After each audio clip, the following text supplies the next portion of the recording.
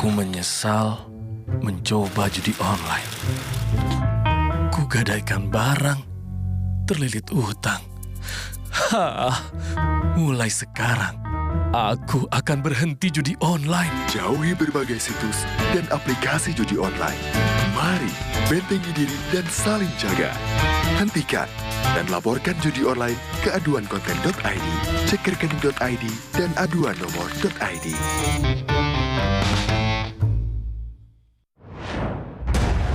Menemani aktivitas pagi Anda, Buser kembali hadir dengan tayangan pertama tentang upaya pencurian motor yang berhasil digagalkan warga.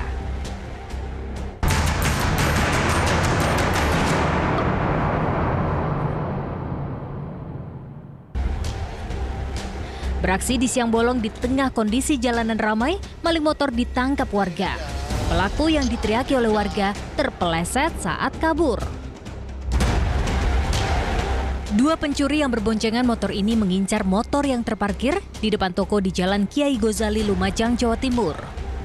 Saat membawa kabur motor, pelaku diteriaki oleh warga dan terpeleset. Warga lalu ramai-ramai menangkap pelaku. Pencuri motor sempat jadi bulan-bulanan warga, namun nyawanya tertolong setelah diselamatkan oleh polisi.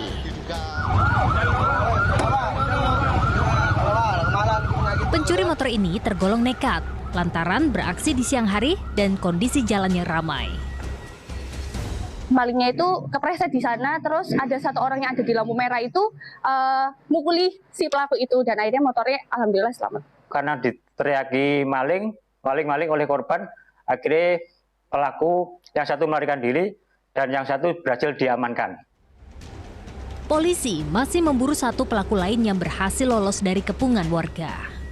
Nur Salim melaporkan dari Lumajang, Jawa Timur.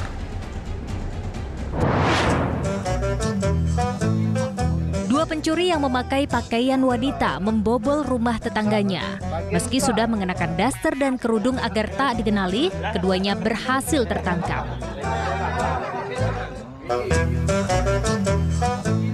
Dua pencuri ini diminta polisi untuk mengenakan pakaian yang digunakan saat beraksi. Pada 5 Juli lalu, kedua pencuri ini membobol rumah di kawasan Sako, Kota Palembang dengan memakai pakaian wanita. Rumah yang dibobol adalah rumah tetangga kedua pelaku. Mereka menggunakan daster dan kerudung agar tidak dikenali oleh warga sekitar. Pelaku mengambil berbagai barang berharga, seperti uang, tas, dan dompet dengan total kerugian 50 juta rupiah. Supaya tidak ketahuan, Mbak Eda. Ini pakaiannya dapat dari mana, Kak? Beli, sengaja beli? Iya, sengaja. Kamu pakai baju ini dari rumah, baru deket TKP baru pakai baju? Deket TKP. Sebelumnya, polisi berhasil menangkap kedua pelaku di kediamannya masing-masing. Ternyata, para pelaku merupakan residivis kasus pencurian. Modus ini baru sekali dilakukan. Berkemungkinan dia ini takut oleh karena sering pernah main juga ke lokasi tempat yang dicurinya. Mereka ini juga sebelumnya sudah pernah dilakukan penahanan. Jeruji besi dan dinginnya lantai penjara kini kembali menanti pelaku. Muhammad Ardi melaporkan dari Palembang, Sumatera Selatan.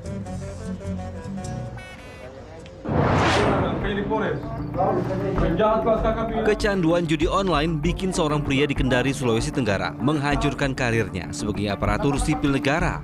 Ia mencuri motor, helm, dan ponsel demi modal judi online.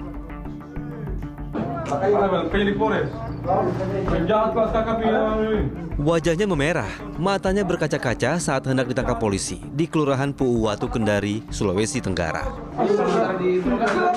Pria 49 tahun ini menghancurkan karirnya sendiri sebagai aparatur sipil negara karena judi online. Ia ditangkap karena menggelapkan dua motor milik seorang pedagang gorengan dan milik mahasiswi yang bekerja di konter handphone. Motor para korban lalu dipakai untuk beraksi, mencuri helm dan ponsel di sejumlah lokasi. Barang hasil curian itu dipakai untuk bermain judi online. Jadi pelaku ini adalah salah satu ASN. Pelaku ini pura-pura meminjamkan motor, meminjamkan motor, kemudian tidak dikembalikannya. Bahwasanya pelaku ini sudah ada TKP lainnya, yaitu 4 TKP lainnya, pencurian handphone, Ada pencurian helm yang viral juga ya. Kenapa ada sama kau ini apa? Pokoknya saya mengaku bisa cuma satu. Karena ulahnya, tersangka kini mendekam di tahanan dan menghadapi pidana 4 tahun penjara. Al-Ghazali Mahfud melaporkan dari Kendari, Sulawesi Tenggara.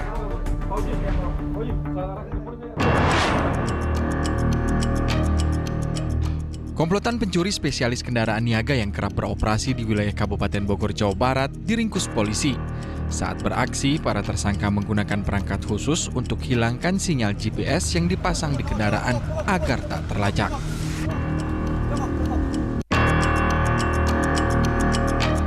Tanpa ragu, komplotan maling spesialis kendaraan niaga mengeluarkan truk untuk dibawa kabur. Tak hanya satu, 2 unit truk digasak dari 2 lokasi usaha di Tajur Halang, Bogor, Jawa Barat. Lewat serangkaian penyelidikan, para tersangka diringkus unit Reskrim Polsek Tajur Halang. Salah satunya terpaksa ditembak di kaki lantaran melawan petugas. Saat beraksi, para tersangka menggunakan berbagai peralatan berupa kunci letter T, tang, serta gembok untuk mengambil kendaraan incarannya.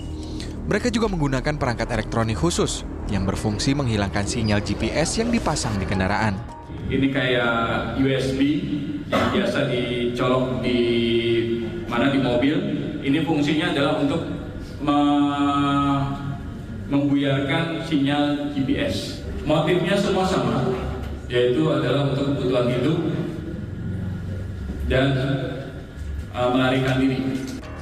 Para tersangka dijerat pasal pencurian dengan pemberatan dengan ancaman penjara maksimal 7 tahun. Nahyudi melaporkan dari Depok, Jawa Barat.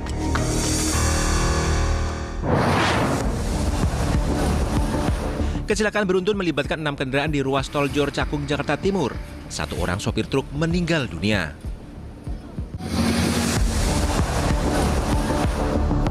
Truk ini rusak parah usai terlibat kecelakaan di tol Jor Cakung, Jakarta Timur. Kecelakaan beruntun pada Sabtu siang melibatkan 6 kendaraan, yaitu 4 truk, 1 mobil box, dan 1 mobil pickup. Penyebab peristiwa ini diduga akibat salah satu sopir truk mengalami microslip saat melaju dari arah Bekasi menuju Tanjung Priok. Akibat kecelakaan, 1 sopir truk tewas di lokasi kejadian. Kemungkinan mengalami microslip sehingga kaget, sehingga kurang menjaga jarak, tidak dapat mengerem, lanjut menabrak kendaraan paling belakang. Sementara itu, kecelakaan beruntun melibatkan 3 kendaraan terjadi di Jalan Poros Samarinda Bontang, kawasan Sungai Siring, Samarinda Utara. Petugas yang tiba di lokasi berupaya mengevakuasi seorang sopir truk yang terjepit kabin kemudi. Setelah lebih dari 1 jam, sopir berhasil dievakuasi. Insiden terjadi saat truk yang melaju dari Samarinda ke Bontang Sabtu siang oleng dan menabrak 2 truk dari arah berlawanan. Sopir truk tak bisa mengendalikan lajunya lantaran kondisi jalan yang licin usai hujan. Tim MTek Media melaporkan.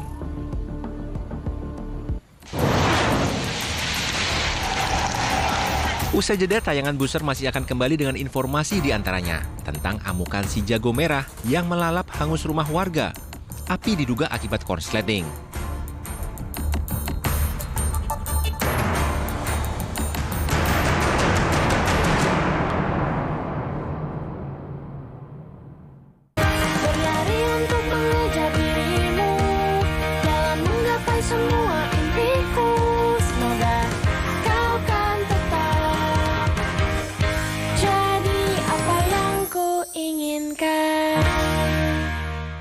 The Icon Indonesia Top 3 Final, Senin 20 Juli pukul 21.30, live di SCTV. Jadi apa yang ku inginkan. 686 days have been and gone. Hamilton is back. Here he comes over from a long, long way back. Surely he's going to run a little bit hot.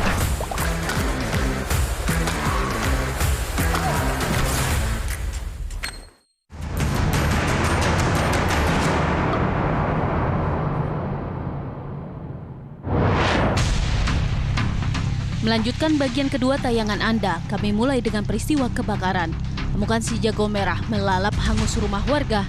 Kebakaran lagi-lagi disebabkan korsleting listrik.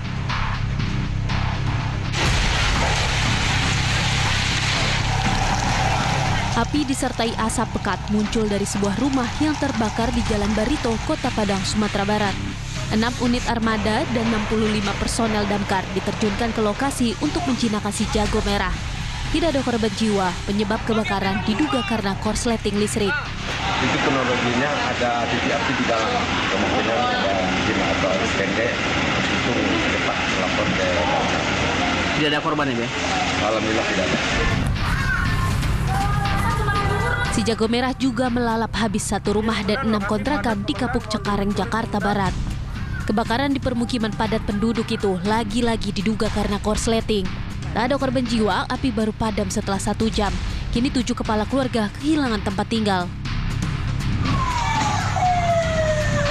Sementara di Depok, Jawa Barat, akibat bakar sampah lalu ditinggal, lapak barang bekas hangus terbakar api Minggu dini hari.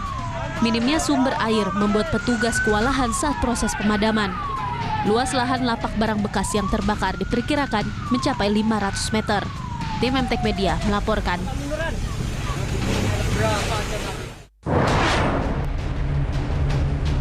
Masih soal kebakaran, pabrik sandal di Karanganyar, Jawa Tengah hangus dilalap si jago merah. Lagi-lagi diduga akibat korsleting. Asap hitam pekat membumbung dari pabrik sandal di Kebak Keramat, Karanganyar. Api terus berkobar hebat dari dalam tempat produksi. Banyaknya bahan mudah terbakar membuat api cepat membesar. Petugas damkar berjibaku memadamkan api, sementara warga dan relawan bergotong royong mengevakuasi barang-barang dari dalam gudang.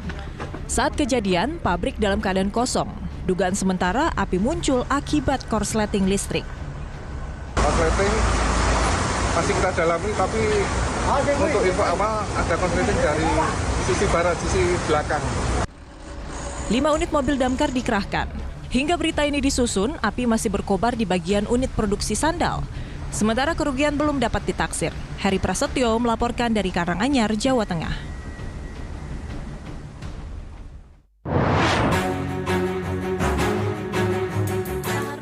Apa kalau bukan bencana kemanusiaan? Di Sampang, Jawa Timur, anak perempuan usia 15 tahun diruda paksa bergilir oleh 27 laki-laki. Belasan diantaranya juga masih di bawah umur. Di mana para orang dewasa yang ada di sekitar mereka dan seberapa jauh negara menanganinya.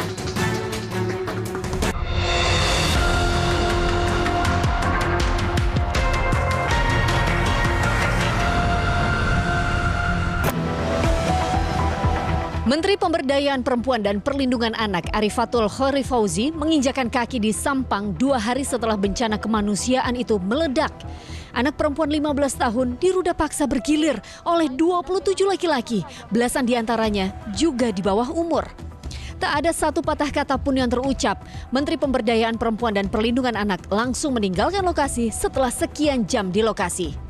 Sehari berselang, Menteri akhirnya angkat bicara. Peristiwa ini adalah kejahatan serius terhadap kemanusiaan dan hak anak yang harus ditangani secara cepat, menyeluruh, dan berpihak pada kepentingan terbaik bagi korban. Kementerian Pemberdayaan Perempuan dan Perlindungan Anak akan terus mengawal proses penanganan hukum, pemulihan fisik dan psikologis korban hingga tuntas. Sampai sepekan sejak awal kasus diungkap, baru setengahnya dari total 27 pelaku yang sudah tertangkap. Belasan diantaranya juga masih di bawah umur. Mereka melakukan pencabulan ini sebanyak 6 kali. Mana dilaksanakan dari pukul 12 malam sampai jam 3 pagi. Jadi satu orang ini dikerjain 10 orang. Tertutup. Bagaimana latar belakang anak-anak yang terlibat dalam kasus yang membuat kepala rasanya mau meledak ini? Siapa saja orang dewasa di sekitar mereka yang seharusnya bertanggung jawab atas perkembangan sikap dan perilaku anak-anak ini juga menjadi tempat mereka berlindung. Saya kira kasus yang terjadi di Sampang belakangan ini itu menunjukkan bahwa kontrol sosial masyarakat itu semakin rendah ya. Kontrol sosial itu kan punya 2 dimensi. 1 dimensi melindungi, 2 membatasi. Ya, jadi kita bisa melihat dari 2 perspektif, dari perspektif korban maupun dari perspektif pelaku. Kalau dari perspektif korban, itu artinya melindungi. Dalam hal ini anak, dia tidak punya kewenangan atas diri dia sendiri. Anak itu seharusnya menjadi bagian dari tanggung jawab orang lain, dalam hal ini adalah orang tuanya. Nah, ketika dia berada di tempat publik, publiklah yang bertanggung jawab pada anak gitu. Jadi anak tidak bertanggung jawab atas dirinya sendiri. Februari 2026 menjadi awal rangkaian pemerkosaan berlangsung. Remaja 15 tahun yang berada di taman diajak berkenalan dengan seorang pelaku, pria 17 tahun. Korban dicekoki miras hingga alami pelecehan. Tak berhenti di situ, pada hari-hari berikutnya korban kembali diajak bertemu. Mereka kemudian pergi ke sejumlah tempat, lalu korban dilecehkan secara bergilir dengan puluhan pria. Semua kini sudah terjadi. Usianya baru 15 tahun, namun yang menimpanya sangat jauh melebihi yang seharusnya ditanggung oleh anak perempuan 15 tahun. Usia pelaku pun sama, masih belasan tahun, baru akil balik. Namun apa yang mereka lakukan sangat jauh melebihi apa yang seharusnya boleh mereka lakukan. Dalam pasal undang-undang, meski di bawah umur, mereka yang meruda paksa tetap terancam hukum pidana. Namun persoalannya, kalau sudah menyangkut anak di bawah umur, tak lagi sekadar hukuman yang setimpal seperti kasus yang menimpa orang dewasa.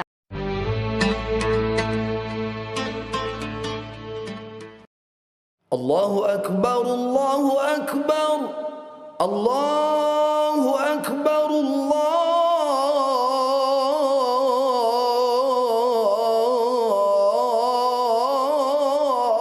Akbar. Ashhadu an la ilaha illallah. Ashhadu an la ilaha illallah.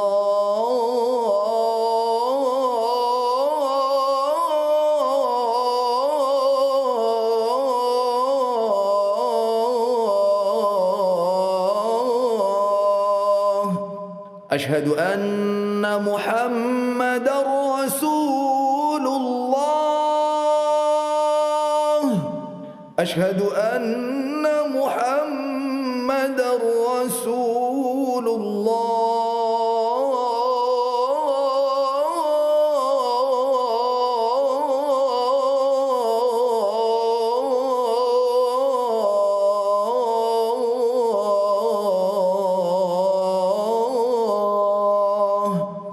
Hayya 'alas salah, hayya 'alas salah.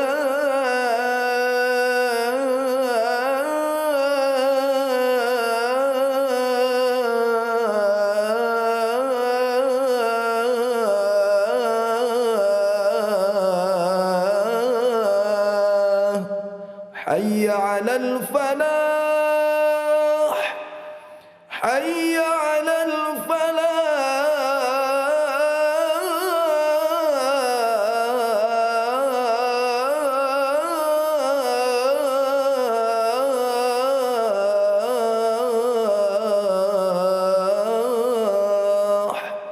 As-salatu khairun minan naum. As-salatu khairun minan naum. Allahu Akbar, Allahu Akbar. La ilaha illallah.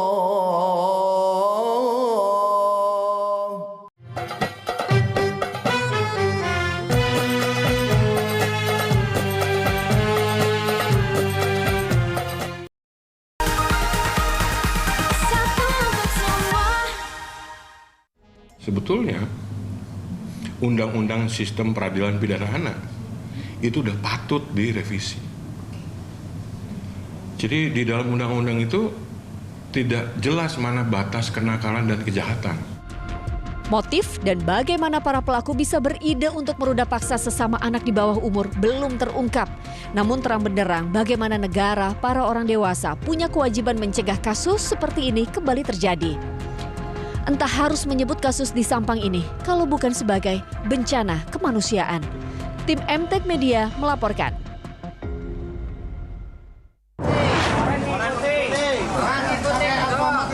Tim SAR gabungan mengevakuasi jasad pria 65 tahun dari atas pohon kelapa.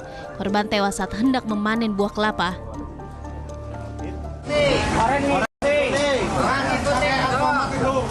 Menggunakan peralatan lengkap, tim SAR gabungan mengevakuasi jasad seorang pria 65 tahun di Purbalingga, Jawa Tengah. Tak mudah bagi tim lantaran jasad pria lanjut usia itu berada di atas pohon kelapa setinggi 15 meter.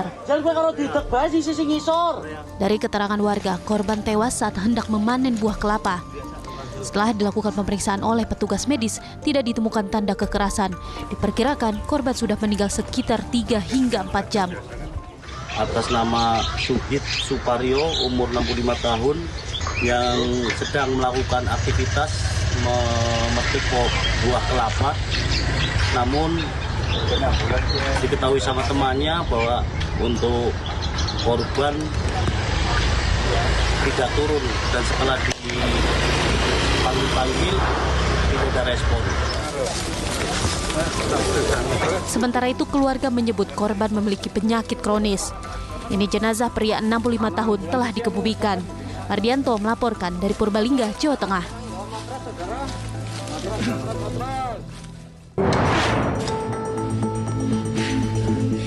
Jasad bayi laki-laki ditemukan dalam toilet masjid di Kabupaten Kolaka Utara, Sulawesi Tenggara.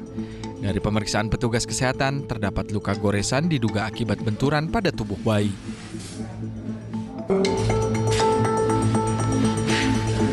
Bayi laki-laki tak bernyawa ditemukan tergeletak di lantai sebuah toilet masjid kawasan Kelurahan Lapai, Kolaka Utara, Sulawesi Tenggara. Jenazah pertama kali ditemukan oleh warga yang akan menggunakan fasilitas toilet. Polisi yang mendapat laporan mengevakuasi jasad bayi ke puskesmas. Berdasarkan pemeriksaan medis, bayi baru saja dilahirkan. Ditemukan luka di hidung, punggung, serta tangan bayi yang diduga akibat benturan. Kita bawa ke puskesmas. Selanjutnya, karena sudah tidak bernyawa, sudah meninggal, maka kami akan koordinasi dengan pemerintah setempat karena letaknya adalah Kelurahan Lapai, maka kita koordinasi dengan Ibu Lurah untuk pemakamannya. Setelah diperiksa, jenazah bayi dimakamkan polisi dan pemerintah desa. Polisi masih menyelidiki pelaku pembuangan bayi. Al-Ghazali Mahfud melaporkan dari Kabupaten Kolaka Utara, Sulawesi Tenggara.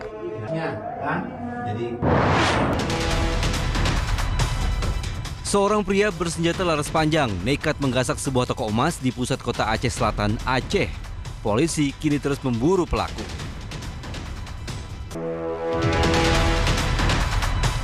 Aksi perampok emas ini terbilang berani. Lewat rekaman CCTV di salah satu toko emas di Pasar Tapak Tuan, Desa Pasar, Kecamatan Tapak Tuan, Kabupaten Aceh Selatan, Aceh, seorang pria berjaket hitam dan nampak sengaja mengenakan helm tertutup mengancam penjaga toko dengan senjata laras panjangnya Sabtu pagi.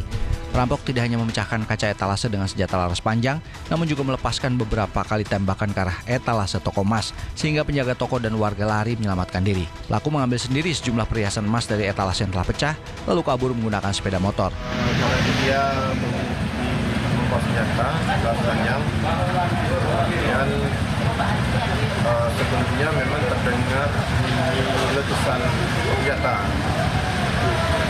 Kalau selesai,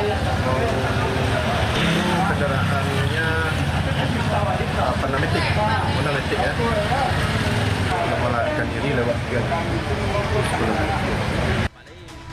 Sementara itu, polisi yang tiba di lokasi langsung melakukan olah TKP, mengamankan barang bukti, serta memeriksa rekaman CCTV dan memintai keterangan sejumlah saksi. Mufti Tamrin melaporkan dari Aceh Selatan, Aceh.